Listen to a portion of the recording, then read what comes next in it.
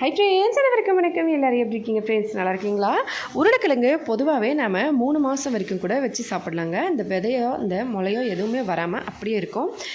Rate கம்மியாக இருக்கிற டைமில் நம்ம வாங்கி வச்சு யூஸ் பண்ணலாம். நார்த் சைட்லேயும் ஒரிஷாலையும் பார்த்தீங்கன்னா பொதுவாகவே உருளைக்கிழங்கு நிறையமாக வாங்கிடுவாங்க. ஒரு மூட்டை கணக்கில் வாங்கிட்டு கட்டல் கீழே அப்படியே கொட்டி வச்சுருவாங்க. இல்லைனா காற்று வர இடத்துல அதை கொட்டி வைப்பாங்க.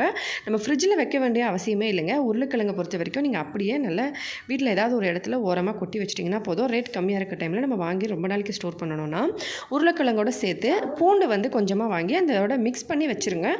வேணும்னும் போது நம்ம அதுலேருந்து எடுத்து யூஸ் பண்ணிக்கலாம். அதுக்கப்புறம் பூண்டு அதிலேயே போட்டு வச்சுருங்க. இந்த மாதிரி வைக்கிறதுனால ரொம்ப நாள் வரைக்கும் கிட்டத்தட்ட 3 மாதம் வரைக்கும் கூட நீங்கள் உருளைக்கிழங்கை ஸ்டோர் பண்ணி வச்சுக்கலாம்.